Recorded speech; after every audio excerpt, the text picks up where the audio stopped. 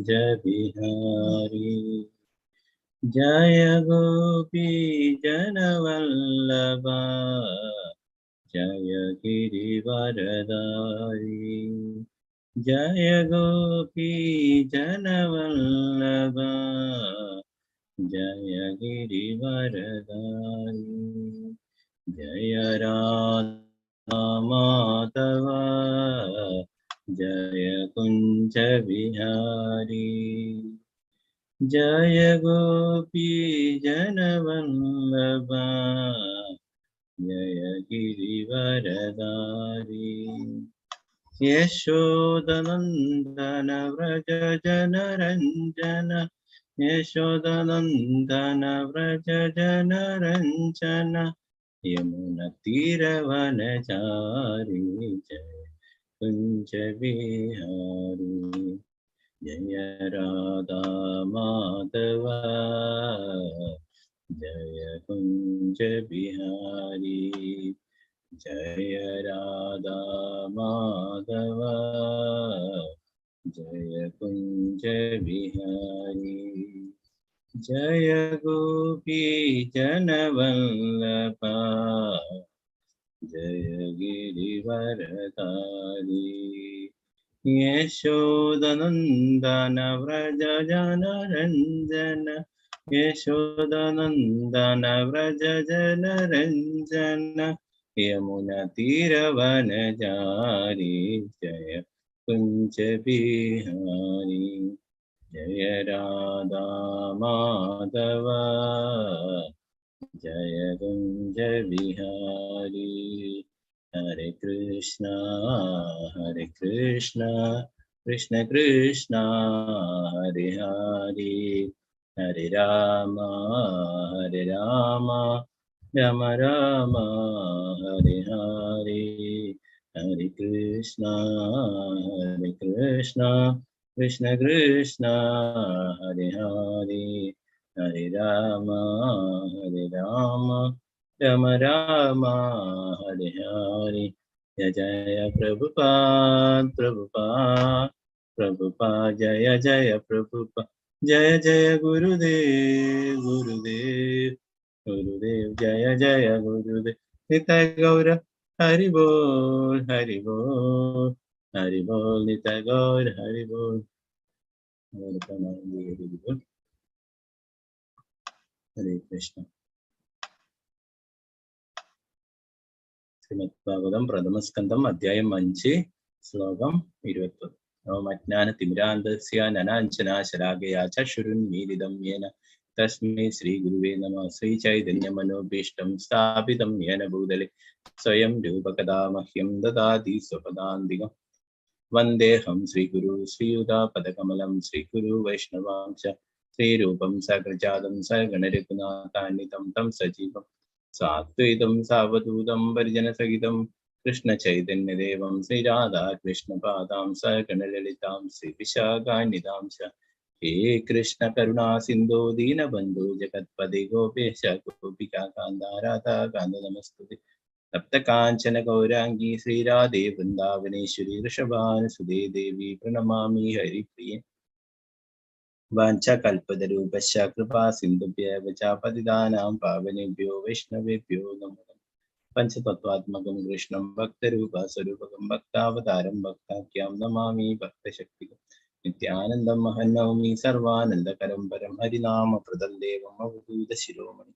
നമോ മഹാവദന്യായ കൃഷ്ണപ്രേമപ്രദായ കൃഷ്ണായ കൃഷ്ണചൈതന്യനാമ്നേ ഗുരുഷ് നമോ വിഷ്ണുപാദായ കൃഷ്ണപൃഷ്ഠായ ഭൂതലേ ശ്രീമതേ ഭക്തിവേദാന്ത സ്വാമിനി നാമിനെ. നമസ്തേ സാരസ്വതേ ദേവേ ഗൗരവാണി പ്രചാരിണി നിർവിശേഷ ശൂന്യവാദി പാശ്ചാത്യ ദേശധാരി. ജയ ശ്രീകൃഷ്ണ ചൈതന്യ പ്രഭു നിത്യാനന്ദ ശ്രീ അദ്വൈത ഗദാധര ശ്രീവാസാദി ഗൗരഭക്തവൃന്ദ. ഹരേ കൃഷ്ണ കൃഷ്ണ കൃഷ്ണ ഹരേ ഹരേ, ഹരേ രാമ രാമ രാമ ഹരേ ഹരേ. ഗുരുവേ ഗൗരചന്ദ്രായ രാധികായ തദാലയ കൃഷ്ണായ കൃഷ്ണ ഭക്തായ തദ്ഭക്തായ നമഃ. प्रभुपाद की जय, गुरु महाराज की जय, हरि भक्तवृंदाय श्रीमद् भागवतम की जय. ओम नमो भगवते वासुदेवाय, ओम नमो भगवते वासुदेवाय. Om Namo Bhagavate Vasudevaya.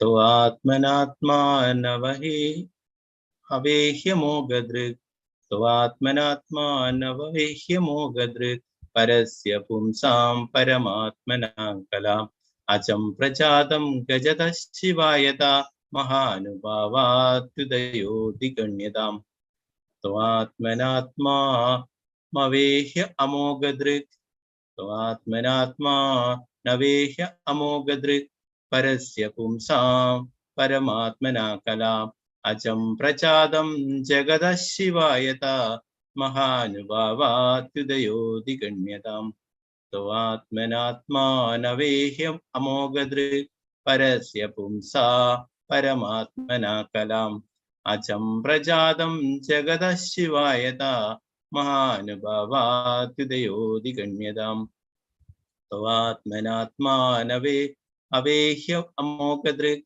परस्य पुंसां परमात्मना कलाम् अचं प्रजातं जगतः शिवायता महानुभावात्युदयोदिगण्यताम्. हरे कृष्ण. ഓക്കെ, രണ്ട് പ്രാവശ്യം ചൊല്ലാം എല്ലാവർക്കും.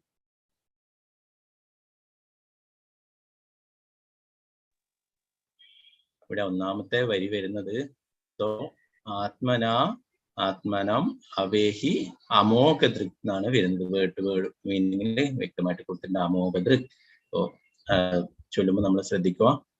തോ ആത്മനാത്മാൻ അവേഹ്യ അമോഘദൃക് എന്ന് ചൊല്ലാനായിട്ട് ശ്രമിക്കുക. ഹരേ കൃഷ്ണ.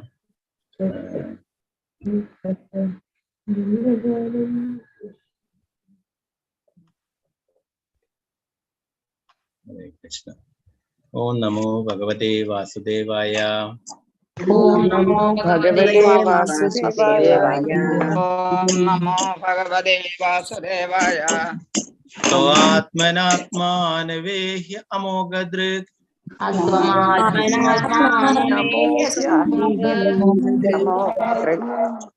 परस्य पुंसां परमात्मना कलाम्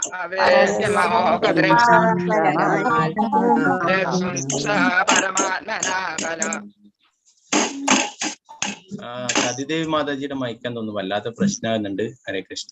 അജം പ്രജാതം ജഗതഃ ശിവായതാ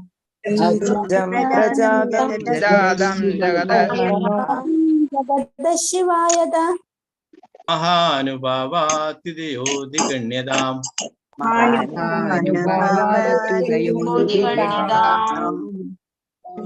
तो आत्मनात्मानव अवेह्यमोघदृक्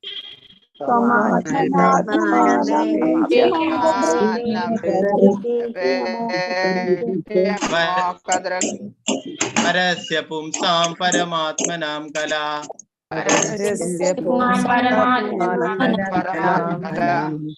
अजं प्रजातं जगतः शिवायता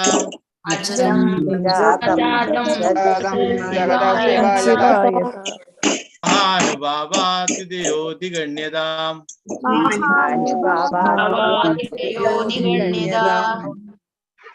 ഹരേ കൃഷ്ണ. ഹരേ കൃഷ്ണ. ഓക്കെ, ഒരാളായിട്ട് ചൊല്ലിക്കോളൂ. മിനി മാതാജി. ഹരേ കൃഷ്ണ. ഹരേ കൃഷ്ണ പ്രഭുജി. ചൊല്ലിക്കോളൂ. ഓം നമോ ഭഗവതേ വാസുദേവായ.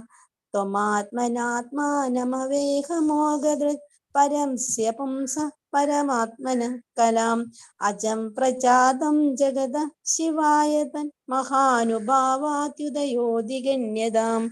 ഹരേ കൃഷ്ണ. ഹരേ കൃഷ്ണ. ശെൽവ സുരേഷ്. ഹരേ കൃഷ്ണ. ചൊല്ലിക്കോളൂ. ഓം നമോ ഭഗവതി വാസുദേവായ. തമാത്മാത്മാനമവേഹ്യമോഘദൃക് പരംസ്യ പുംസ പരമാത്മന കലാം അജം പ്രജാതം ജഗതഃ ശിവായത മഹാനുഭാവാത്യുദയോദിഗണ്യതാം.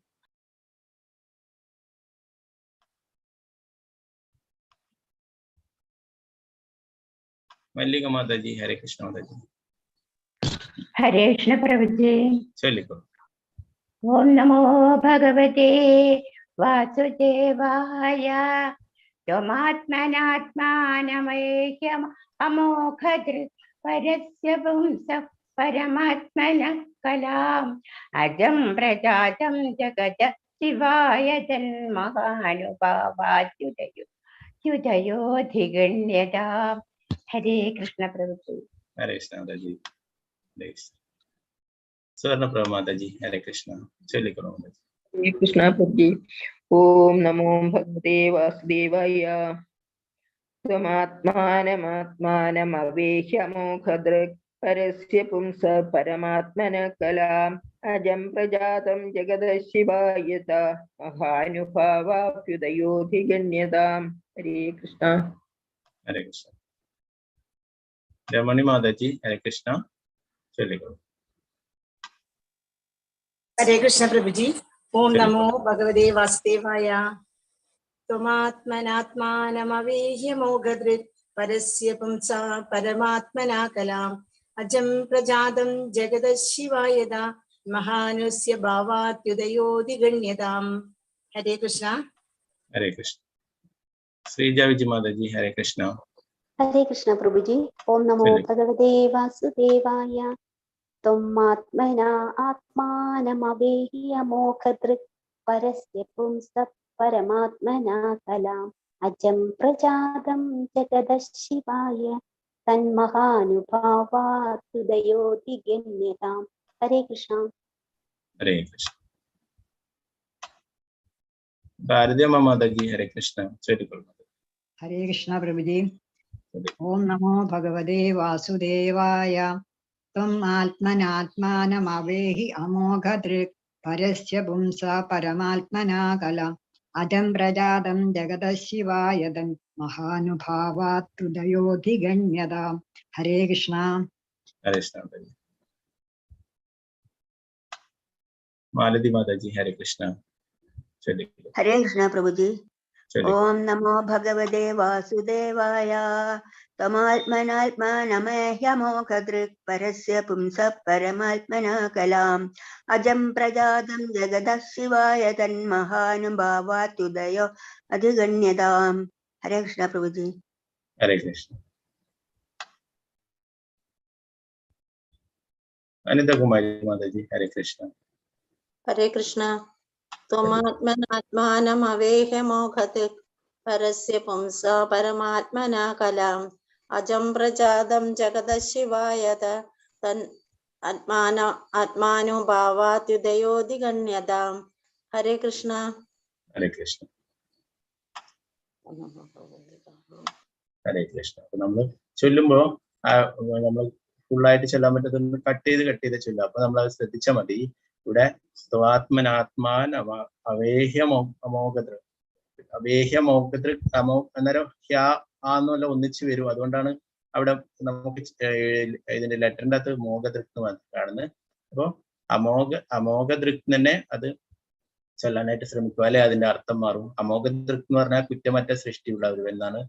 മോഘദൃക് എന്ന് പറഞ്ഞു കഴിഞ്ഞാല് കുറ്റമുള്ളത് പരിപൂർണത ഇല്ലാത്തതാണ്. അപ്പൊ അത് നമ്മൾ ശ്രദ്ധിക്കുക ചൊല്ലുമ്പോ. അവിടെ ആ വേർഡിൽ അങ്ങനെ ചൊല്ലുമ്പോൾ മുഴുവനായിട്ട് നമ്മൾ ചൊല്ലുമ്പോ ആ മീനിങ് വരും. എന്നാൽ നമ്മൾ കട്ട് ചെയ്ത് ചൊല്ലുന്നോണ്ട് മോഘദൃക് ആയി പോകും ചിലപ്പോൾ. അപ്പൊ ആ മോഘദൃക് തന്നെ ചൊല്ലാനായിട്ട് ശ്രമിക്കും. ഹരേ കൃഷ്ണ. രാമചന്ദ്ര പ്രഭു. ഹരേ കൃഷ്ണ പ്രഭു. ഹരേ കൃഷ്ണ. ഓം നമോ ഭഗവതേ വാസുദേവായ.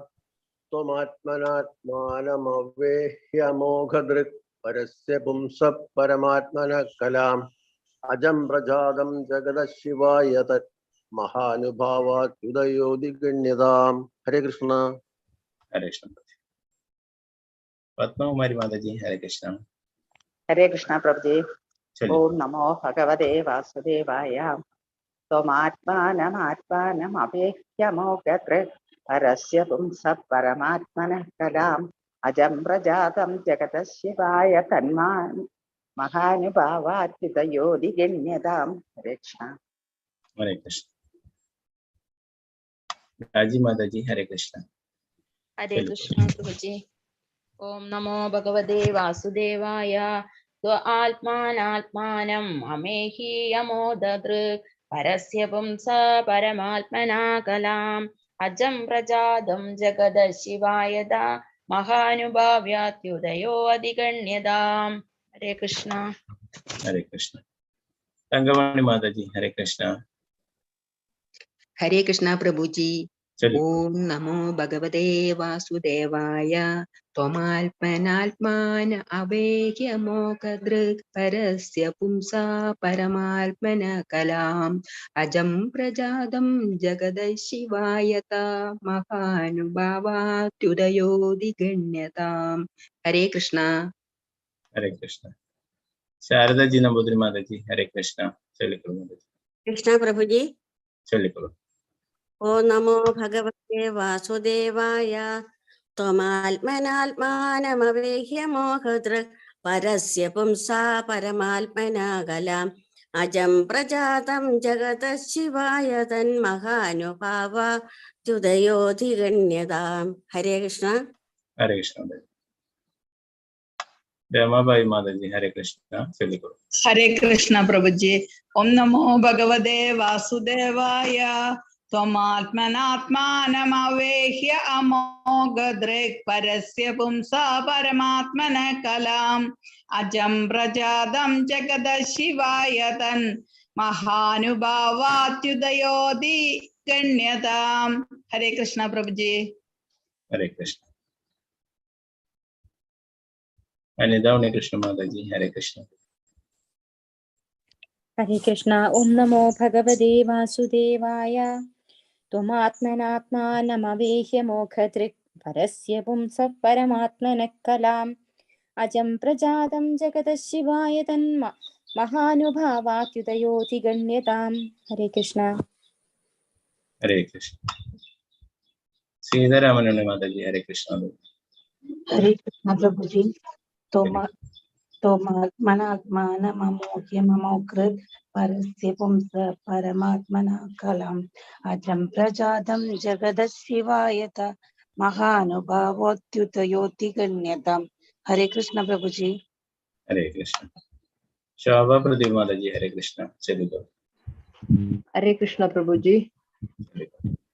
ഓം നമോ ഭഗവതേ വാസുദേവായ. ത്വമാത്മനാത്മാനമവേഹ്യ അമോഘദൃക് പരസ്യ പുംസാ പരമാത്മനാ കലാം അജം പ്രജാതം ജഗതഃ ശിവായ തന്മഹാനുഭാവാത്യുദയോ അധിഗണ്യതാം. ഹരേ കൃഷ്ണ പ്രഭുജി. ഹരേ കൃഷ്ണ. വത്സല ഗോപാല മാതാജി ഹരേ കൃഷ്ണ. ചൊല്ലിക്കൊള്ളു മാതാജി. ഹരേ കൃഷ്ണ പ്രഭുജി. ചൊല്ലിക്കൊള്ളു. ഓം നമോ ഭഗവതേ വാസുദേവായ. ത്വമാത്മനാത്മാനമവേഹ്യ മോഘദൃക് പരസ്യ പുംസാ പരമാത്മന കലാം അജം പ്രജാതം ജഗതഃ ശിവായ മഹാനുഭാവാത്യുദയോതി ഗണ്യതാം. ഹരേ കൃഷ്ണ. ഹരേ കൃഷ്ണ. സതിദേവി അമ്മ മാതാജി ഹരേ കൃഷ്ണ. ചൊല്ലിക്കൊള്ളു മാതാജി. ഹരേ കൃഷ്ണ പ്രഭുജി. ചൊല്ലിക്കൊള്ളു. ഓം നമോ ഭഗവതേ വാസുദേവായ. ത്വമാത്മനാത്മാനമവേഹ്യ അമോഘദൃക് പരസ്യ പുംസാ പരമാത്മനാ കലാം അജം പ്രജാതം ജഗതഃ ശിവായ തൻ മഹാനുഭാവാനുദയോദിഗണ്യതാം. ഹരേ കൃഷ്ണ പ്രഭുജി. ഹരേ കൃഷ്ണ. വത്സല എം മാതാജി ഹരേ കൃഷ്ണ. ചൊല്ലിക്കൊള്ളു. ഹരേ കൃഷ്ണ. അൺമ്യൂട്ട് ചെയ്തോളൂ.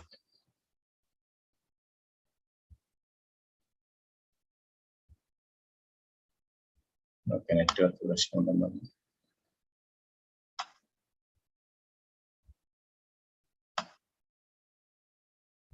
നമുക്കതിന്റെ പദാനുപദാർത്ഥം വിവർത്തനം ഭാഗത്ത് നോക്കാം. ത്വം അങ്ങ്, സ്വയം, ആത്മന അങ്ങ്, സ്വ ആത്മാവിനാൽ, ആത്മാനം പരമാത്മാവ്, അവേഹി അന്വേഷിച്ചു കണ്ടെത്തുക, അമോഘതൃ കുറ്റമറ്റ സൃഷ്ടിയുള്ള ഒരുവൻ, പരസ്യ സർവാതിശായിയായ, പുംസഹ പരമദിവ്യോത്തമ പുരുഷൻ, പരമപുരുഷന്റെ, കലാം പൂർണാംശമായ, അജൻ ജന്മരഹിതൻ, പ്രജാതം ജന്മമെടുത്തു അഥവാ ഭൂജാതനായി, ജഗതഃ ലോകത്തിന്റെ, ശിവായ ക്ഷേമത്തിനായി, തൽ ആ മഹാനുഭാവ പരമദിവ്യോത്തമ പുരുഷനായ ശ്രീകൃഷ്ണ ഭഗവാന്റെ അത്യുദയ ലീലകൾ അതിഗണ്യതാം വിപുലമായി വിശദമാക്കുക. വിവർത്തനം ഭാവാർത്ഥം എസി ഭക്തിവേദാന്ത സ്വാമി ശ്രീല പ്രഭുപാദയ്ക്ക് ജയ്. അങ്ങേക്ക് പരിപൂർണ ദൃഷ്ടിയുള്ളതാണ്, അങ്ങേക്ക് പരിപൂർണ ദൃഷ്ടിയാണുള്ളത്. ഭഗവാന്റെ പൂർണ്ണാംശമായി അവതരിക്കയാൽ അങ്ങേക്ക് സ്വയം പരമദിവ്യോത്തമ പുരുഷനെ ഗ്രഹിക്കാൻ കഴിയുന്നു. അജനെങ്കിലും സർവമാന ജനങ്ങളുടെയും ക്ഷേമത്തിനായി അങ്ങ് ഈ ഭൂമിയിൽ അവതരിച്ചു. ആകയാൽ പരമദിവ്യോത്തമ പുരുഷനായ ശ്രീകൃഷ്ണ ഭഗവാന്റെ സർവാതിശയവും അതീന്ദ്രിയവും ആത്മജ്ഞാനപരവുമായ ലീലകളെ ദയവായി സുവ്യക്തമായും സവിസ്തരമായും വിശദീകരിച്ച് വർണ്ണിച്ചാലും.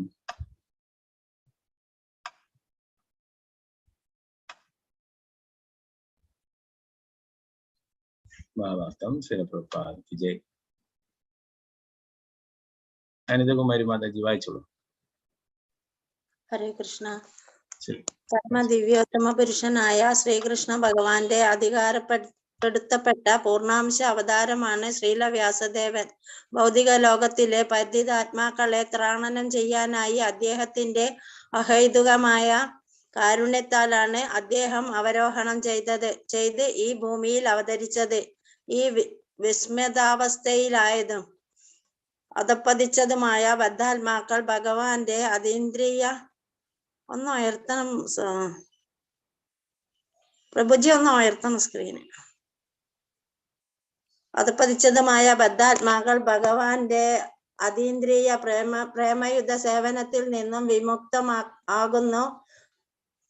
മാത്രമല്ല ജീവാത്മാക്കളെല്ലാം ഭഗവാന്റെ അവിഭാജ്യ ഘടകങ്ങളാണെന്ന് മാത്രമല്ല അവർ ഭഗവാന്റെ ശാശ്വത സേവകരുമാണ്.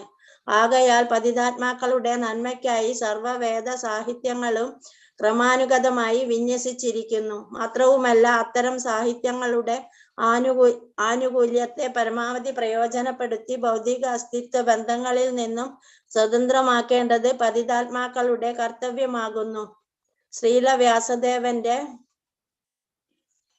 ആത്മീയ കർത്തവ്യം ആത്മീയ ആചാര്യൻ സോപചാരമായി ശ്രീ നാരദ ഋഷി എന്നു വരികിലും ശ്രീല വ്യാസദേവൻ ആത്മീയ ആചാര്യനെ യാതൊരു വിധത്തിലും ആശ്രയിച്ചില്ല. എന്തെന്നാൽ അന്തസത്തയിൽ മറ്റ് എവരുടെയും യഥാർത്ഥ ആത്മീയ ആചാര്യൻ അദ്ദേഹമാകുന്നു. എന്നാൽ ഒരു ആചാര്യന്റെ കർമ്മം നിർവഹിക്കയാൽ അദ്ദേഹം സ്വയം ഭഗവാനായിരുന്നിട്ടും കൂടി ഒരുവന് നിശ്ചയമായും ആത്മീയാചാര്യൻ ഉണ്ടാകണമെന്ന് നമ്മെ സ്വന്തം ശിഷ്ടാചരണത്താൽ അഭ്യസിപ്പിച്ചു. ഭഗവാൻ ശ്രീകൃഷ്ണൻ, ഭഗവാൻ ശ്രീരാമൻ, ശ്രീ ചൈതന്യ മഹാപ്രഭു തുടങ്ങി പരമശിവോത്തമ പുരുഷന്റെ എല്ലാ അവതാരങ്ങളും അവരുടെ അതീന്ദ്രിയ സ്വഭാവത്താൽ ജ്ഞാന സമ്പൂർണരെങ്കിലും അനുഷ്ഠാനപരമായ ആത്മീയ ആചാര്യന്മാരെ സ്വീകരിച്ചു. ശ്രീകൃഷ്ണ ഭഗവാന്റെ പാതാരവിന്ദങ്ങളിൽ അഭയം പ്രാപിക്കുന്നതിന് സാമാന്യ ജനങ്ങളെ ബോധവാന്മാരാക്കാനായി ഭഗവാൻ സ്വയം ശ്രീല വ്യാസദേവന്റെ രൂപത്തിൽ ഭഗവാന്റെ അതീന്ദ്രിയ ലീലകളെ സൂക്ഷ്മ പദപ്രയോഗം കൊണ്ട് ഉയർത്തണം പ്രഭുജി. സ്ക്രീൻ ഉയർത്തണം പ്രഭുജി. ലാസ്റ്റ് ആണ് അത് പേജിന്റെ ലാസ്റ്റ് ആണ്. ലാസ്റ്റ് വരിയാണല്ലേ? ലാസ്റ്റ് വരിയല്ലേ വായിക്കാനുള്ള? ശ്രീല വ്യാസദേവന്റെ രൂപത്തിൽ ഭഗവാന്റെ അതീന്ദ്രിയ ലീലകളെ സൂക്ഷ്മ പദപ്രയോഗം കൊണ്ട് ചിത്രിതമായി വർണ്ണിച്ചിരിക്കുന്നു. അപ്പൊ അത്രേ ആവുള്ളൂ. ലാസ്റ്റ് വരിയാണ്, ലാസ്റ്റ് പേജിന്റെ ലാസ്റ്റ് വരിയാണ് കേട്ടോ. ഓക്കെ, ഹരേ കൃഷ്ണ. ഹരേ കൃഷ്ണ.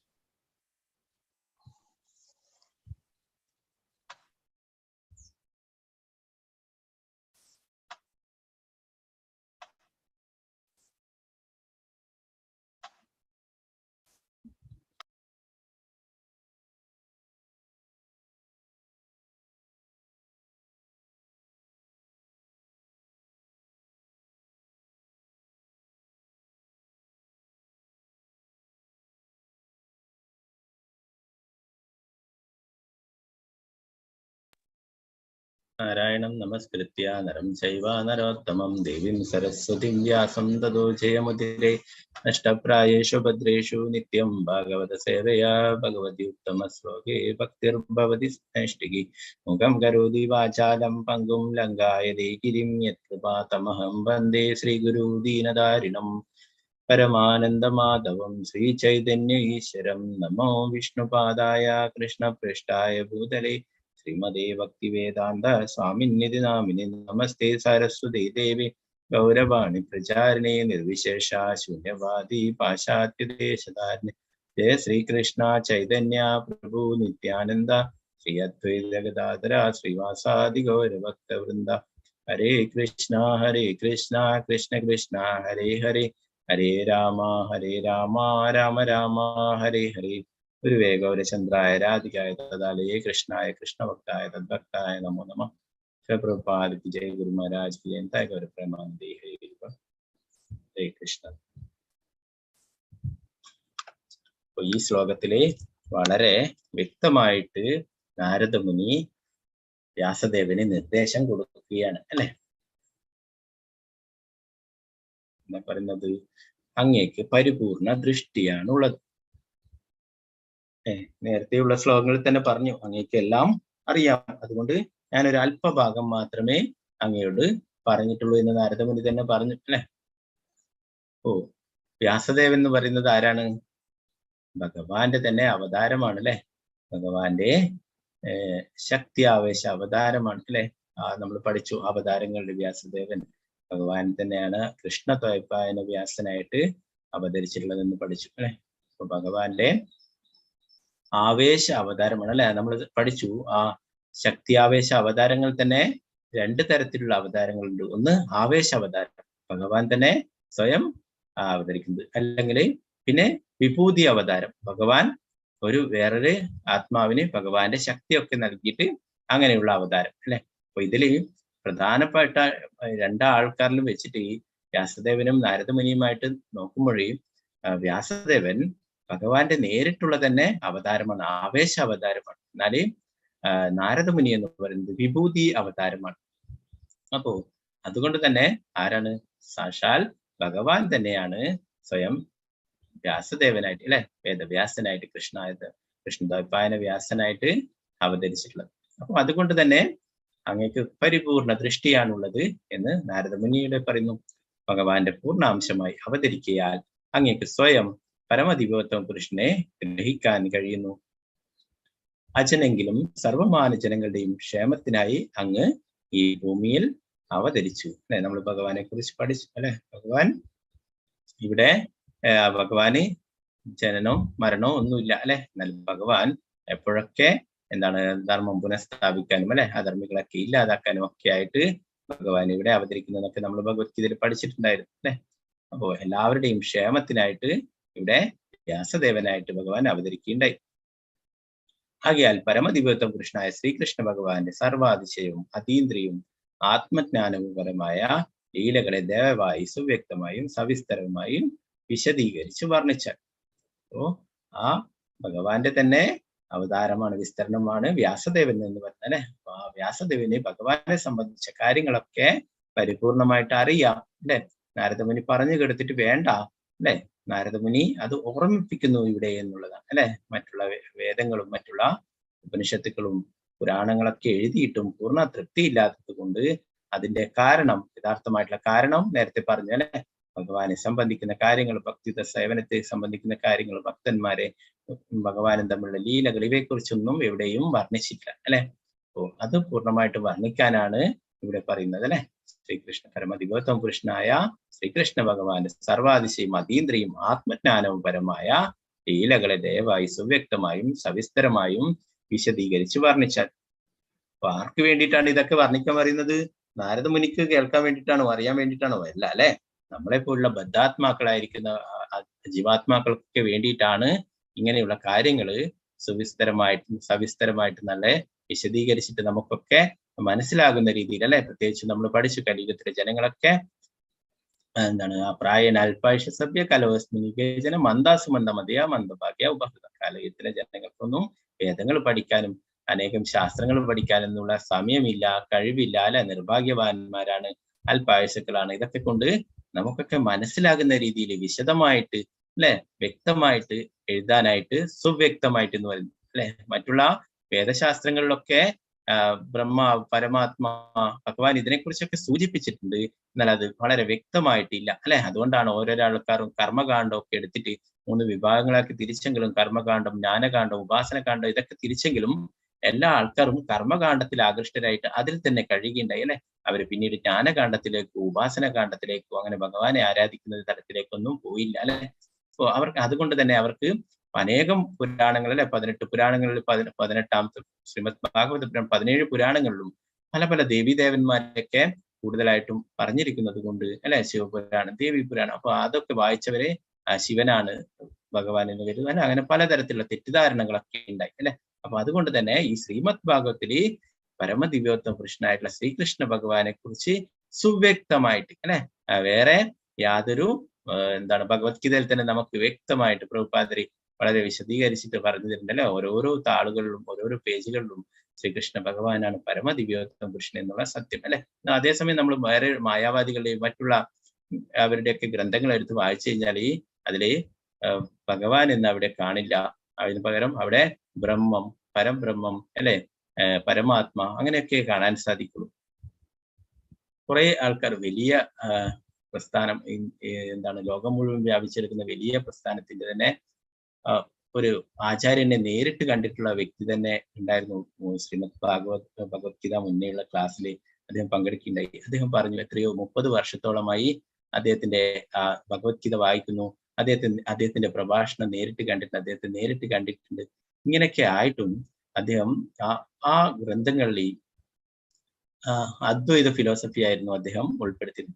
ഭഗവാനും നമ്മളും ഒന്നാണ്, ജീവാത്മാവും പരമാത്മാവും ഒക്കെ ഒന്ന് തന്നെയാണ്, ബ്രഹ്മവും പരബ്രഹ്മവും ഇതൊക്കെ ഒന്ന് തന്നെയാണെന്നുള്ള ആ ഒരു വിശദീകരണമായിരുന്നുണ്ട്. അതുകൊണ്ട് അദ്ദേഹം അതുപോലെ തന്നെ വിശദീകരിക്കുന്നത് അങ്ങനെ. എന്നിട്ട് പ്രഭുപാദരുടെ ഈ ഭഗവത്ഗീത യഥാരൂപം അദ്ദേഹം പഠിച്ചപ്പോൾ അദ്ദേഹം പറയുണ്ടായി, ഇത്രയും വർഷം ഞാൻ വിചാരിച്ചിട്ടുള്ളത്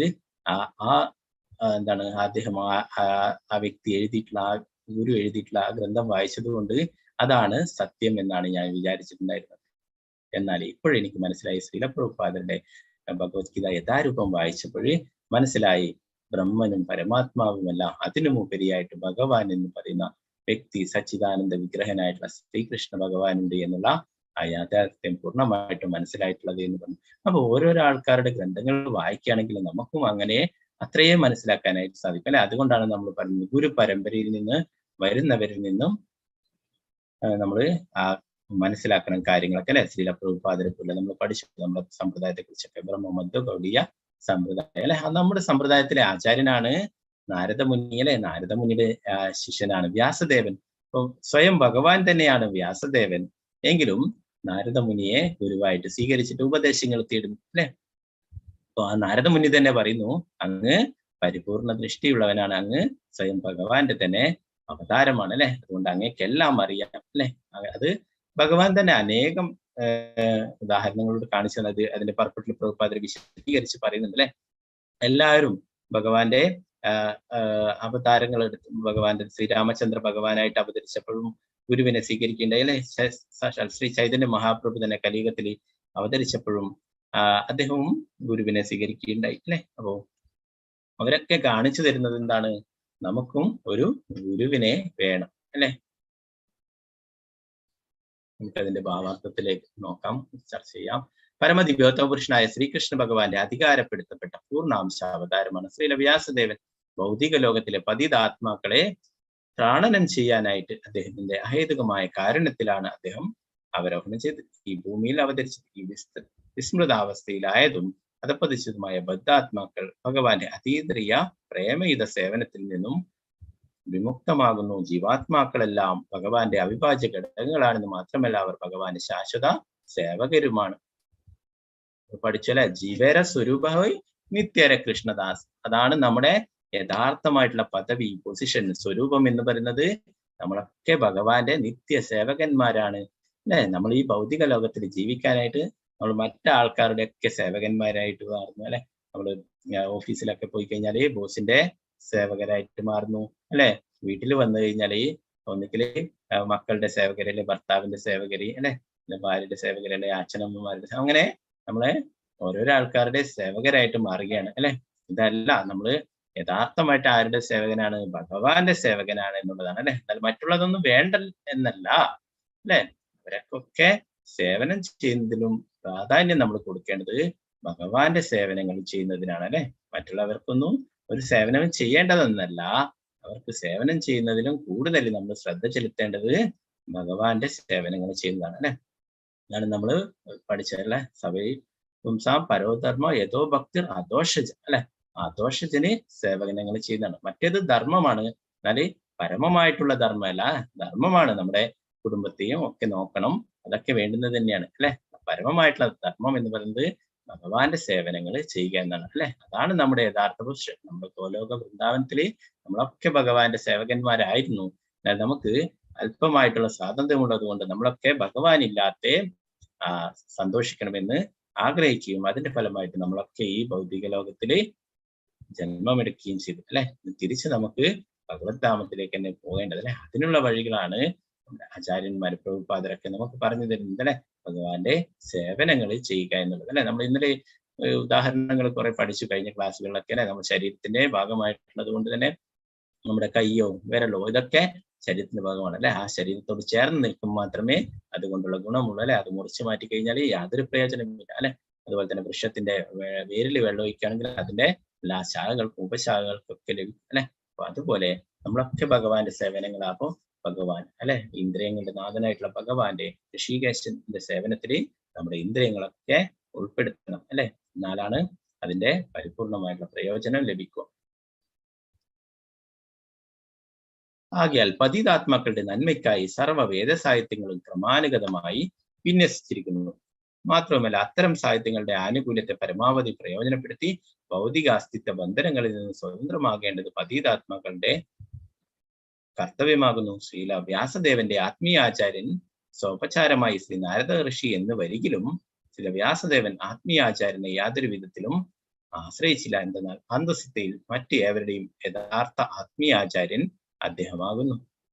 എന്നാൽ ഒരു ആചാര്യന്റെ കർമ്മം നിർവഹിക്കാൻ അദ്ദേഹം സ്വയം ഭഗവാനായിരുന്നിട്ട് കൂടി ഒരുവന് നിശ്ചയമായും ആത്മീയ ആചാര്യൻ ഉണ്ടാകണമെന്ന് നമ്മെ സ്വന്തം ശിഷ്ടാചരണത്താൽ അഭ്യസിപ്പിച്ചു അല്ലെ. അദ്ദേഹത്തിന് എല്ലാ വേദങ്ങളും ഉപനിഷത്തുക്കളും മറ്റുള്ള പുരാണങ്ങളൊക്കെ എഴുതിയിട്ട് പൂർണ്ണ സംതൃപ്തനായില്ല അല്ലെ. ഒരു അതൃപ്തി അനുഭവപ്പെട്ടു അല്ലെ. അപ്പൊ അദ്ദേഹത്തിന്റെ ഗുരുവിനെ നാരദമുനിയെ ഓർക്കുകയുണ്ടായി അല്ലെ. അപ്പോൾ തന്നെ നാരദമുനി അവിടേക്ക് വരികയും അങ്ങനെ എന്താണ് ആ അസംതൃപ്തിയുടെ കാരണം എന്താണെന്ന് പറഞ്ഞു കൊടുക്കുകയും ചെയ്യുന്നു അല്ലെ. അപ്പൊ ഒരു ഗുരുവിനെ ശിഷ്യന്മാരുടെ ആ പ്രയാസങ്ങളിൽ നിന്നും ഗുരുവിന് രക്ഷിക്കാനായിട്ട് സാധിക്കും അല്ലെ. അതിൽ നിന്ന് മോചിപ്പിക്കാനായിട്ട് സാക്ഷാൽ ഭഗവാന്റെ തന്നെ അവതാരമായിട്ടും വ്യാസദേവൻ ആ നാരദമുനിയിൽ നിന്നും ഉപദേശങ്ങൾ തേടുകയുണ്ടായി അല്ലെ. നാരദമുനി ഉപദേശിക്കുക. എന്നാലും കൂടുതലായിട്ട് വിശദീകരിക്കേണ്ട ആവശ്യമില്ല. എന്താണ് ഇത്? സ്വയം ഭഗവാന്റെ തന്നെ അവതാരമാണ് അല്ലെ. അദ്ദേഹത്തിന് എല്ലാം അറിയാം. അപ്പോ നമുക്കും ഒരു ഗുരുവിനെ സ്വീകരിക്കണം അല്ലെ. നമുക്കും ഒരു ഗുരുവിനെ ആത്മീയമായിട്ട് ഉന്നതിക്ക് വേണ്ടിയിട്ട്, പുരോഗതിക്ക് വേണ്ടിയിട്ട് നമുക്കും ഒരു ഗുരു ആവശ്യമാണ് അല്ലെ.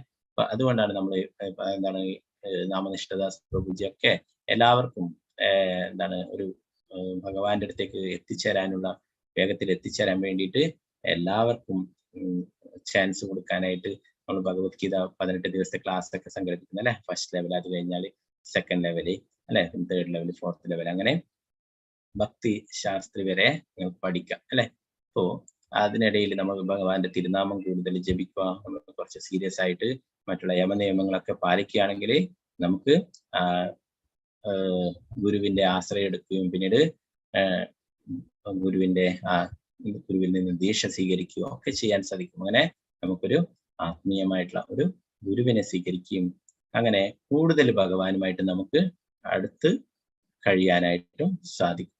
നമ്മൾ പഠിച്ചു അല്ലെ, ഭഗവാന്റെ കാരുണ്യം നമുക്ക് ലഭിക്കേണ്ടത്, ഗുരുവിന്റെ കാരുണ്യം ലഭിക്കണമെന്ന് നമ്മൾ പറഞ്ഞല്ലേ. യസ്യ പ്രസാദ ഭഗവത് പ്രസാദ യസ്യ അപ്രസാദ നഗതികുതം. ഗുരുവിന്റെ കാരുണ്യം ലഭിക്കുകയാണെങ്കിൽ നമുക്ക് ഭഗവാന്റെ കാരുണ്യം ലഭിക്കും അല്ലെ. ഗുരുവിന്റെ കാരുണ്യം ഇല്ലെങ്കിൽ നമുക്ക് ഭഗവാന്റെ കാരുണ്യം ലഭിക്കല് കുറച്ച് പ്രയാസമാണ് അല്ലെ. അപ്പോ എങ്ങനെയുള്ള ഗുരുവിനെയാണ് നമ്മൾ സ്വീകരിക്കേണ്ടത്? നമ്മളെ ഈ ജനന മരണ ചക്രത്തിൽ നിന്നും രക്ഷപ്പെടുത്താൻ കഴിയുന്ന ഗുരുവിനെയാണ് അല്ലെ. ശ്രീമദ് ഭാഗവതത്തിൽ തന്നെ നമ്മൾ പഠിക്കും. ആ ഋഷഭദേവൻ തന്റെ മക്കൾക്ക് നൽകുന്ന ഉപദേശങ്ങളിൽ പറയുന്നു, ഗുരു നസസ്യ സ്വജനേന സസ്യ പിതാ നസസ്യ ജനനീന സസ്യ ദൈവന്ന തസ്യ നപതീശ സസ്യ നമോചയേതേ സമുപേത മൃത്യു. നമോചയേതേ സമുപേത മൃത്യു. ഒരു ശിഷ്യനെ ജനന മരണ ചക്രങ്ങളിൽ നിന്ന് രക്ഷിക്കാൻ കഴിയുന്ന ഗുരുവായിരിക്കണം യഥാർത്ഥ ഗുരു. അല്ലാതെ ശിഷ്യന്മാർക്ക് കുറെ പൈസ ഉണ്ടാവാനുള്ള വഴിയും മറ്റുള്ള മാർഗങ്ങളും കുറെ അധികാരങ്ങൾ നേടാനുള്ള വഴിയും ഇതൊന്നും പറഞ്ഞു കൊടുക്കുന്നതല്ല യഥാർത്ഥ ഗുരു. അതൊക്കെ വേണം, ആവശ്യമാണ്. അതല്ലെങ്കിൽ നമ്മുടെ ഈ ശരീരം നശിക്കുന്നതിനോടെ നശിക്കുന്നതാണ് അല്ലെ.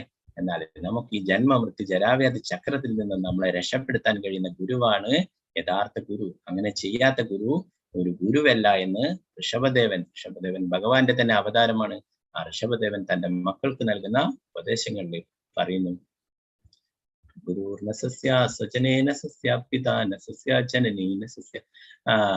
സജ്ജനങ്ങള്, നമ്മുടെ ബന്ധുക്കൾ എന്ന് പറയുന്നവർ, അവർക്ക് നമ്മുടെ ജന്മമരണ ചക്രത്തിൽ നിന്ന് രക്ഷിക്കാൻ കഴിയണം. അങ്ങനെയുള്ള ബന്ധുക്കളാണ് യഥാർത്ഥ ബന്ധുക്കൾ. ഒരു അമ്മയും അച്ഛനും ആണെന്ന് പറയുന്നുണ്ടെങ്കിൽ ആ മക്കളെ ജനന മരണ ചക്രത്തിൽ നിന്ന് രക്ഷിക്കാൻ കഴിയണം. അങ്ങനെയുള്ളവരാണ് യഥാർത്ഥ മാതാപിതാക്കൾ എന്ന് പറയുന്നത്. ഒരു ഭാര്യയെ ജന്മമരണ ചക്രത്തിൽ നിന്ന് രക്ഷിക്കാൻ കഴിയുന്ന ഭർത്താവാണ് യഥാർത്ഥ ഭർത്താവ് എന്ന് പറയുന്നു. ദേവതമാരെന്ന് പറയുന്നത് അവർക്ക് തന്റെ ഭക്തനെ ജന്മമരണ ചക്രത്തിൽ നിന്ന് രക്ഷിക്കാൻ കഴിയുന്നുണ്ടെങ്കിൽ മാത്രമേ അവർ യഥാർത്ഥമായിട്ടുള്ള ദൈവമാകുന്നുള്ളൂ എന്ന് പറയുന്നു. അപ്പോൾ എന്താണ് യഥാർത്ഥമായിട്ട് ചെയ്യേണ്ടത്? ആരായാലും, അച്ഛനായാലും അമ്മയായാലും ഗുരുവായാലും എല്ലാവരും ആരാണോ അവരെ ആശ്രയിച്ചിരിക്കുന്നത് അവർക്ക് ജനന മരണ ചക്രത്തിൽ നിന്നും മോചനം നേടിക്കിട്ടുന്ന നമോജയതേ സമുപേത മൃത്യു. അങ്ങനെയുള്ളവരാണ് യഥാർത്ഥ ഗുരുക്കന്മാർ. അങ്ങനെയുള്ള ഗുരുക്കന്മാരെയാണ് നമ്മൾ സ്വീകരിക്കേണ്ടത് അല്ലെ. ഇന്ന് അനേകം ഗുരുക്കന്മാരെ നാം കാണാം, കപട ഗുരുക്കന്മാരൊക്കെ. ഞാൻ ശിവനാണ്, ഞാൻ അതാണ് ഇതാണ്, ഞാൻ കൃഷ്ണനാണ് എന്നൊക്കെ പറഞ്ഞ് നടക്കുന്ന ആൾക്കാരുണ്ടാവും അല്ലെ. അപ്പോ അങ്ങനെയുള്ള ആൾക്കാരിൽ നിന്ന് നമ്മൾ ഉപദേശങ്ങളൊക്കെ സ്വീകരിക്കാതിരിക്കുക അല്ലെ. ഗുരുക്കന്മാർ ഒരിക്കലും ഭഗവാനല്ല, അവരൊക്കെ ഭഗവാന്റെ പ്രതിനിധികളാണ് അല്ലെ. നമുക്ക് ഭഗവാനെ കുറിച്ചുള്ള കാര്യങ്ങൾ നമുക്ക് പറഞ്ഞു തരാൻ, നമ്മളെ ഭഗവാന്റെ അടുത്തേക്ക് എത്തിക്കാനായിട്ടുള്ള വഴികൾ പറഞ്ഞു തരാൻ, നമ്മളെ കൂടുതൽ ഭക്തിയിൽ ഉയർത്തിക്കൊണ്ടുവരാൻ, ഇതിനൊക്കെയാണ് ഒരു ഗുരു അല്ലെ. അതുകൊണ്ട് ഒരു ഗുരു ഒരിക്കലും ഞാൻ ദൈവമാണ് എന്ന് പറയില്ല. അങ്ങനെ ആരെങ്കിലും പറയുന്നുണ്ടെങ്കിൽ അവരൊക്കെ കപട ഗുരുക്കന്മാരാണ് അല്ലെ. ഭഗവത്ഗീതയില് ഭഗവാൻ തന്നെ നമുക്ക് പറഞ്ഞു തന്നിട്ടുണ്ട് അല്ലെ. പ്രഭുപാദരുടെ അടുത്ത് പല ആൾക്കാരും ചോദിച്ചിട്ടുണ്ടായിരുന്നു, അങ്ങ് എന്താണ് ഭഗവാനാണോ എന്ന് ചോദിക്കണ്ടേ. പ്രഭുപാദരെ പറഞ്ഞിട്ടുണ്ടായിരുന്നു, അല്ല, ഞാനൊരു സേവകനാണ്, ഭഗവാന്റെ ഒരു സെർവന്റ് ആണ് എന്ന് പറയുകയുണ്ടായി.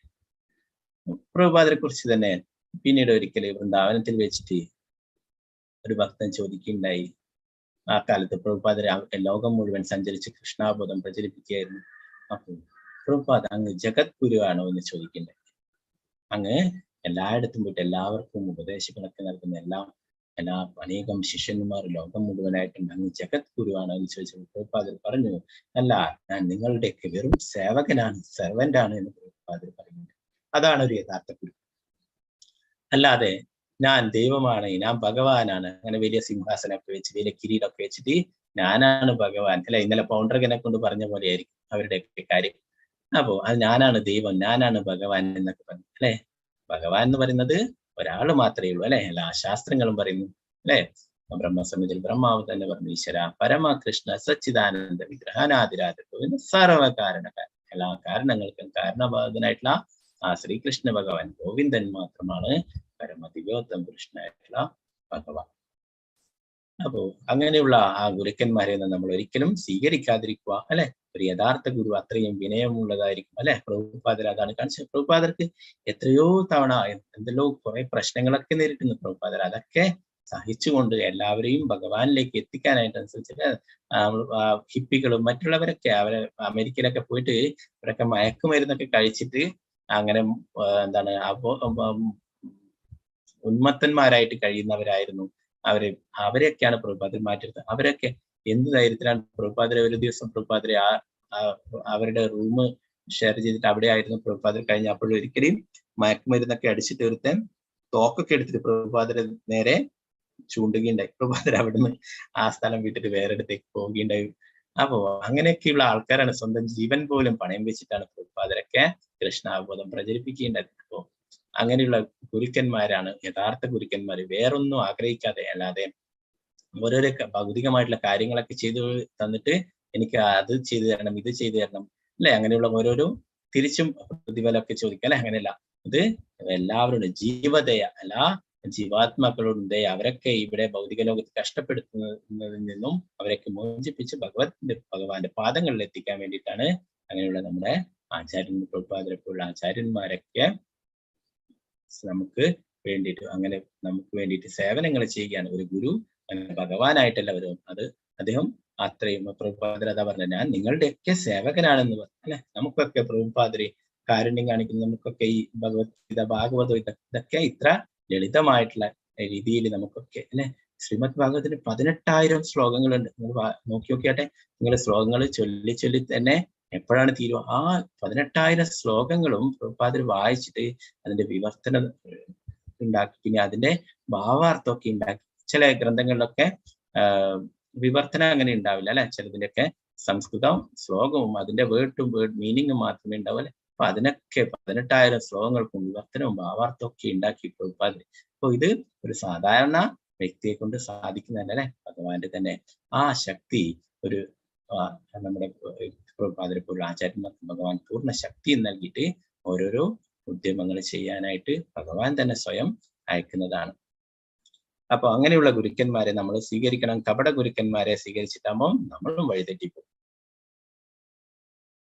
നമ്മൾ ഭഗവത്ഗീതയിലും പഠിച്ചിട്ടുണ്ടായിരുന്നു അല്ലെ. തദ്വിധി പ്രണിപാതേന പരിപ്രശ്നേന സേവയ ഉപദേശം വിത്തേ ജ്ഞാനം ജ്ഞാനിന തത്വദർശനം. നമ്മള് ഒരു ഗുരുവിനെ വിനയത്തോടും സ്നേഹത്തോടും കൂടി സമീപിക്കണം അല്ലെ. അദ്ദേഹത്തിൽ നിന്ന് വിനയത്തോടെ ചോദിച്ചറിയണം, അദ്ദേഹത്തിന് സേവനങ്ങൾ ചെയ്യണം അല്ലെ. അദ്ദേഹത്തിന് ഭഗവാനെ സംബന്ധിക്കുന്ന കാര്യങ്ങളൊക്കെ അദ്ദേഹത്തിന് അറിയാവുന്നത് കൊണ്ട് നമുക്ക് പറഞ്ഞു തരാനായിട്ട് അദ്ദേഹത്തിന് സാധിക്കും അല്ലെ. അങ്ങനെയുള്ള ഗുരു പരമ്പരയിൽ നിന്ന് വരുന്നവരിൽ നിന്ന് നമ്മൾ ശിഷ്യത്വം സ്വീകരിക്കണം എന്ന് പറയുന്നു. ഇപ്പൊ ഇവിടെ പറയുന്നു, ഒരുവന് നിശ്ചയമായും ആത്മീയ ആചാരണം ഉണ്ടാകണമെന്ന് നമ്മെ സ്വന്തം ശിഷ്ടാചരണത്താൽ അഭ്യസിപ്പിച്ചു ഭഗവാൻ ശ്രീകൃഷ്ണൻ, ഭഗവാൻ ശ്രീരാമൻ, ശ്രീ ചൈതന്യ മഹാപ്രഭു തുടങ്ങി പരമദിവ്യോത്തമ പുരുഷന്റെ എല്ലാ അവതാരങ്ങളും അവരുടെ അതീന്ദ്രിയ സ്വഭാവത്താൽ ജ്ഞാനസമ്പൂർണ്ണരെങ്കിലും അനുഷ്ഠാനപരമായ ആത്മീയ ആചാര്യന്മാരെ സ്വീകരിച്ചു. ശ്രീകൃഷ്ണ ഭഗവാന്റെ പാതാരവിന്ദങ്ങളിൽ അഭയം പ്രാപിക്കുന്നതിന് സാമാന്യ ജനങ്ങളെ ബോധവാന്മാരാക്കാനായി ഭഗവാൻ സ്വയം ശ്രീ വ്യാസദേവന്റെ രൂപത്തിൽ ഭഗവാന്റെ അതീന്ദ്രിയ ലീലകളെ സൂക്ഷ്മ പദപ്രയോഗം കൊണ്ട് ചിത്രിതമായി വർണ്ണിച്ചിരിക്കുന്നു. വ്യാസദേവൻ ഭഗവാന്റെ തന്നെ അവതാരമാണ് അല്ലെ. അപ്പൊ എല്ലാവർക്കും, എല്ലാ ജനങ്ങൾക്കും, സാമാന്യ ജനങ്ങളെ ബോധവാന്മാരാക്കാനായി ഭഗവാൻ തന്നെ വ്യാസദേവന്റെ രൂപത്തിൽ ഭഗവാന്റെ അതീന്ദ്രിയ ലീലകളൊക്കെ സൂക്ഷ്മ പദപ്രയോഗം കൊണ്ട് ചിത്രിതമായി വർണ്ണിച്ചിരിക്കുന്നു. ശ്രീമദ് ഭാഗവത്തിലെ ഭഗവാനെ സംബന്ധിക്കുന്ന കാര്യങ്ങൾ തന്നെ, ഭഗവാന്റെ ലീലകളും ഭഗവാന്റെ ഭക്തന്മാരും ഭഗവാനും തമ്മിലുള്ള ലീലകളും ഭക്തിയുടെ സേവനത്തിന്റെ പ്രാധാന്യം, ഭക്തിയുടെ സേവനങ്ങളെ കുറിച്ചും ഓരോ ഭക്തന്മാരും പ്രഹ്ലാദനും മറ്റുള്ള അംബരീഷ്മാരും അങ്ങനെയുള്ള ഭക്തന്മാരെ ചില ഭക്തിയുടെ സേവനങ്ങളും ഇതിനെക്കുറിച്ചൊക്കെ വിശദമായിട്ട് വർണ്ണിച്ചിരിക്കുന്നു അല്ലെ. എല്ലാവർക്കും നമുക്കൊക്കെ വേണ്ടിയിട്ടാണ്. എന്തിനാണ് ഇതൊക്കെ പഠിക്കുകയാണെങ്കിൽ ജന്മ കർമ്മചമേ ദിവ്യം ഏവം വ്യോമിത്വ പുനർ ജന്മനൈതി മാമേതി സ്വർജന. നമ്മുടെ ഭഗവാന്റെ ലീലകളെ കുറിച്ചും ഭഗവാന്റെ അവതാരങ്ങളെ കുറിച്ചും ഒക്കെ നമ്മൾ മനസ്സിലാക്കുകയാണെങ്കിൽ ഈ ഭൗതിക ലോകത്തിൽ വീണ്ടും പിറക്കേണ്ട, തിരിച്ച് ഭഗവത് ധാമത്തിൽ എത്തിച്ചേരാൻ സാധിക്കുന്നു. പിന്നീട് നമുക്ക് ഈ ദുഃഖപൂർണമായിട്ടുള്ള ഈ ഭൗതിക ലോകത്തിൽ വീണ്ടും പിറക്കേണ്ടതായിട്ട് വരില്ല അല്ലെ. നമ്മോടൊക്കെ കാരുണ്യം കാണിക്കാനായിട്ടാണ് നാരദമുനി ഇവിടെ വ്യാസദേവനോട് ഉപദേശിക്കുന്നത്. എല്ലാവർക്കും മനസ്സിലാകുന്ന രീതിയിൽ ഈ ഭഗവാനെ സംബന്ധിച്ചുള്ള ശ്രീമദ് ഭാഗവതം വിവരിക്കാനായിട്ട്. അപ്പോ ഇവിടെ ശ്രീകൃഷ്ണ ഭഗവാൻ എന്താണ്, ഭഗവാൻ ആരാണ്? ഇപ്പൊ പറഞ്ഞല്ലേ, വ്യാസദേവന്റെ തന്നെ ഭഗവാന്റെ അവതാരമാണ് വ്യാസദേവൻ. അപ്പോ എല്ലാ വേദങ്ങളൊക്കെ ഇതിൽ വേദേശ സർവ രഹമേവ വേദ്യോ വേദാന്ത വേദ വിദേവചാഹം എന്ന് നമ്മുടെ ഭഗവത്ഗീത പഠിക്കുന്ന എല്ലാ വേദങ്ങൾ ഉണ്ടാക്കിയിട്ടുള്ളതും വേദങ്ങളിലൂടെ അറിയപ്പെടുന്നതും വേദങ്ങളെല്ലാം അറിയുന്നതും ആരാണ്? ഭഗവാനല്ലേ. അതേ ഭഗവാൻ ഒന്നും അറിയാത്ത കുട്ടിയെ പോലെ സാന്ദീപനി മുനിയുടെ ആശ്രമത്തിൽ പോയിട്ട് 64 ദിവസം 64 കലകൾ പഠിക്കുകയുണ്ടായി എന്ന് പറഞ്ഞു അല്ലെ. ശ്രീകൃഷ്ണ ഭഗവാനും ബലരാമനും ഒക്കെ ആ ഗുരുകുലത്തിൽ പോയിട്ട് സാന്ദീപനി മുനിയിൽ നിന്നും വിദ്യ നേടുകയുണ്ടായി അല്ലെ. ഒരു നമുക്ക് കാണിച്ചു തരുന്നത് എങ്ങനെ. അതുപോലെ തന്നെ ശ്രീരാമചന്ദ്ര ഭഗവാനും ചൈതന്യ മഹാപ്രഭു എല്ലാവരും അല്ലെ. ചൈതന്യ മഹാപ്രഭു അദ്ദേഹവും ആ ഗുരുവിനെ സ്വീകരിക്കുകയുണ്ടായി അല്ലെ. അദ്ദേഹം ഹരിനാമ മന്ത്രമൊക്കെ പറഞ്ഞു കൊടുത്തിട്ട് ആ ഗുരു കാര്യങ്ങളൊക്കെ പറഞ്ഞു കൊടുത്തിട്ട് ആ ഗുരു തിരിച്ചു പറഞ്ഞു കൊടുക്കുക എന്താണ്, സാക്ഷാൽ ഭഗവാൻ തന്നെയാണ് അല്ലെ. അപ്പൊ ആ ഗുരു പറഞ്ഞു എനിക്ക് അതിനുള്ള യോഗ്യതയില്ല എന്ന് പറഞ്ഞപ്പോൾ ചൈതന്യ മഹാപ്രഭു തന്നെ മന്ത്രങ്ങളൊക്കെ പറഞ്ഞു കൊടുത്തിട്ട് അത് തിരിച്ചു പറയുകയാണ് ഉണ്ടായതെന്ന് പറഞ്ഞു. ഈശ്വരപുരി അല്ലെ, മാധവേന്ദ്രപുരിയായുടെ ശിഷ്യനായിട്ടുള്ള ഈശ്വരപുരിയിൽ നിന്നാണ് ചൈതന്യ മഹാപ്രഭു ദീക്ഷ സ്വീകരിച്ചിട്ടുണ്ടായിരുന്നത് അല്ലെ. പിന്നെ മായാവാദി സന്യാസിമാരെയൊക്കെ മാറ്റിയെടുക്കാനായിട്ട് മായാവാദി സന്യാസിയിൽ നിന്നും ദീക്ഷ സ്വീകരിക്കുകയുണ്ടായി. അതെന്തിനു വേണ്ടിയിട്ടാണ്? അവരൊക്കെ ആ മായാവാദികളുടെയൊക്കെ ഇടയിൽ പോയിട്ട് പ്രചരണം ചെയ്യാനായിട്ട് അല്ലെ. നമ്മൾ നേരത്തെ ഒരു പർപ്പട്ടിൽ പ്രഭുപാദർ പറയുന്നുണ്ടായിരുന്നു, നമുക്ക് കൃഷ്ണാബോധം പ്രചരിപ്പിക്കാനായിട്ട് ചിലപ്പോ ചെറിയ ട്രിക്കുകളൊക്കെ നമുക്ക് ചെയ്യേണ്ടി വരും അല്ലെ, ചെറിയ കാര്യങ്ങളൊക്കെ നമുക്ക് ചെയ്യേണ്ടതായിട്ട് വരും എന്ന് പറയുന്നുണ്ടായിരുന്നു അല്ലെ. അതുപോലെ ആ മായാവാദികളുടെയൊക്കെ ഇടയിൽ കൃഷ്ണാബോധം പ്രചരിപ്പിക്കാൻ അവരെയൊക്കെ കൃഷ്ണ ഭക്തന്മാരാക്കാൻ വേണ്ടിയിട്ട് ഭഗവാൻ തന്നെ സ്വയം മായാവാദി സന്യാസിയായി നിന്ന് ദീക്ഷ സ്വീകരിക്കുന്ന ചൈതന്യ മഹാപ്രഭു അല്ലെ. അങ്ങനെ ആ പ്രകാശാനന്ദ സരസ്വതി അദ്ദേഹം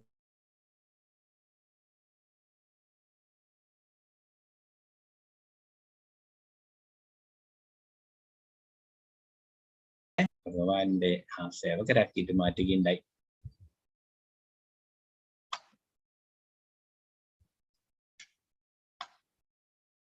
അപ്പൊ നമുക്ക്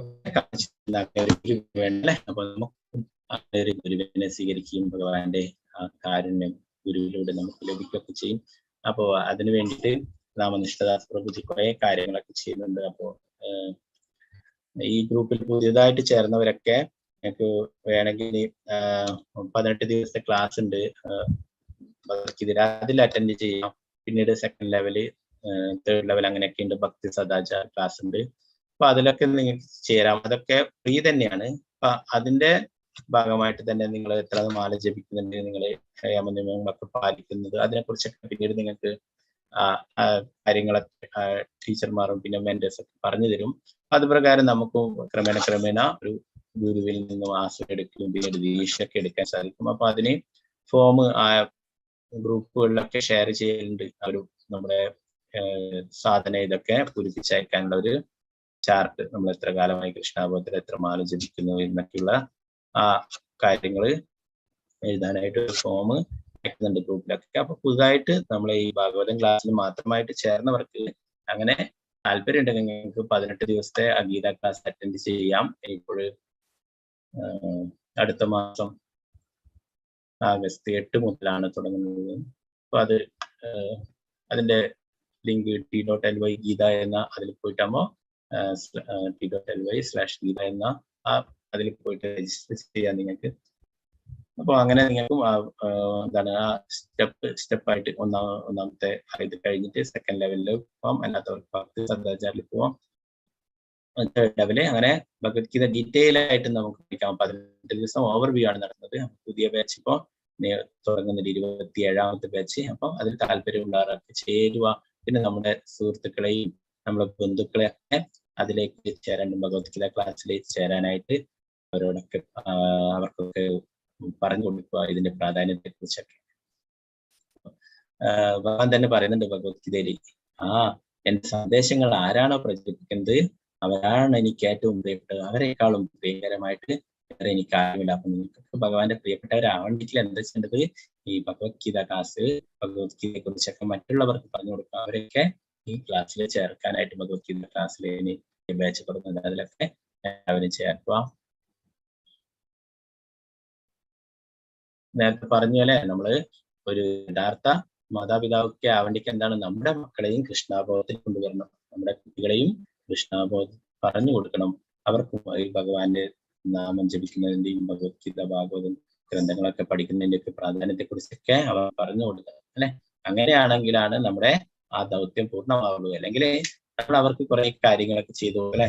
മക്കളോട് നമുക്ക് ഇഷ്ടമാണ്, നമ്മൾ അവർക്ക് നല്ല വിദ്യാഭ്യാസം കൊടുക്കും, നല്ല വസ്ത്രം കൊടുക്കും, നല്ല ജോലി വാങ്ങിച്ചു കൊടുക്കും, നല്ല കല്യാണം കഴിപ്പിച്ചു കൊടുക്കും, നല്ല വീട് വെച്ചു കൊടുക്കും അല്ലെ. അങ്ങനെയൊക്കെ നമ്മൾ എല്ലാ ഭൗതികമായിട്ടുള്ള എല്ലാ കാര്യങ്ങളും ചെയ്തു കൊടുക്കും അല്ലെ. അതെല്ലാം വേണം, അതെല്ലാം ആവശ്യമാണ് അല്ലെ. അതിന്റെ കൂടെ ആത്മീയ ജ്ഞാനവും നമ്മൾ നൽകണം അല്ലെ. അല്ലെങ്കിൽ നമ്മൾ യഥാർത്ഥ മാതാവും പിതാവും എല്ലാം എന്ന് ഋഷഭദേവൻ പറയുന്നു. എന്താ സംഭവിക്കുക? നമ്മൾ ഇപ്പോഴ് ഭൗതികമായിട്ടുള്ള എല്ലാ കാര്യങ്ങളും ചെയ്തു കൊടുത്തു, അവരുടെ ശരീരവും നശിക്കും അല്ലെ. വീണ്ടും അവർ ജനിക്കും, അല്ലെ? മറ്റേതെങ്കിലും അമ്മയുടെ ഗർഭപാത്രത്തിൽ ജനിച്ച് വീണ്ടും ഈ ഭൗതിക ലോകത്തിൽ കഷ്ടപ്പെടും അല്ലെ? അപ്പോൾ നമ്മൾ ഉണ്ടാവില്ല അവരെ നോക്കാനായിട്ട്. അവർ വേറെ ഏതും ആ മാതാവിന്റെ ഗർഭത്തിൽ ജന്മമെടുക്കും അല്ലെ? അവരുടെ കർമ്മഫലത്തിനനുസരിച്ച്. അപ്പൊ നമ്മളെ ചിത്രകേതു മഹാരാജാവിന്റെ ഇതിൽ പറയുമ്പോൾ പറഞ്ഞല്ലേ, ചിത്രകേതു മഹാരാജാവിന്റെ പുത്രം വന്നിട്ട് ഏത് ജന്മത്തിലെ അച്ഛനോ അമ്മയാണ് നിങ്ങൾ എന്ന അച്ഛനാണ് നിങ്ങൾ എന്നാ പറയുന്നത് എന്ന് ചിത്രകേതു മഹാരാജാവിന്റെ പുത്രൻ വന്ന് ചോദിക്കണ്ടായി.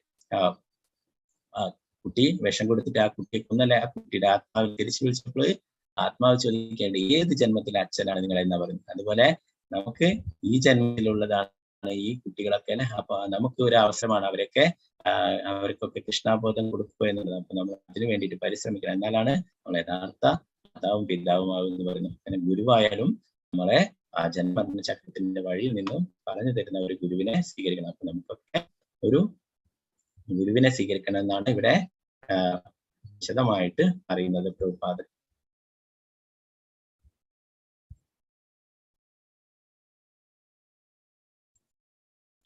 ഹരേ കൃഷ്ണ കൃഷ്ണ കൃഷ്ണ ഹരേ ഹരേ, ഹരേ രാമ രാമ രാമ ഹരേ ഹരേ. ശ്രീമദ് ഭാഗവതം की जय, श्री प्रभुपाद की जय, गुरु महाराज।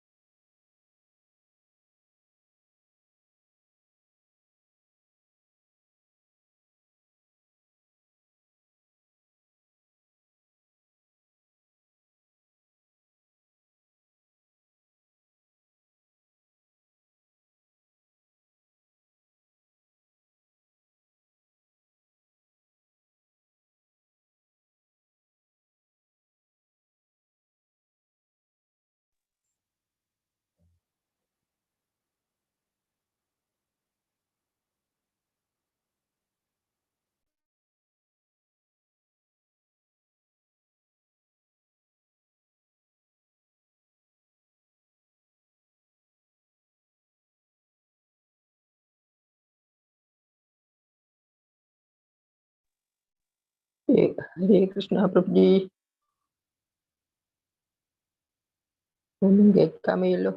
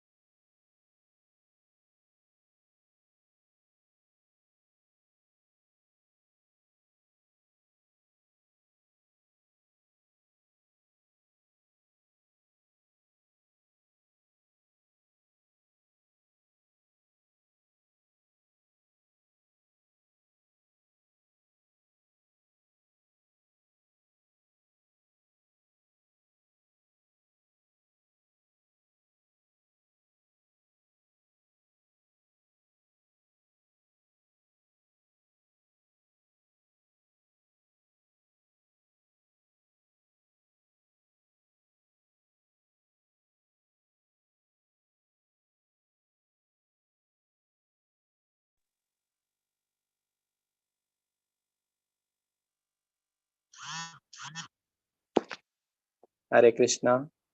സോറി, ചെറിയൊരു നെറ്റ്വർക്ക് ഇഷ്യൂ ഉള്ളതുകൊണ്ടാണ് ഞാൻ പുറത്തായി പോയത്. ലാപ്ടോപ്പ് സിസ്റ്റത്തിന് പുറത്തായതാണ്. ഹരേ കൃഷ്ണ.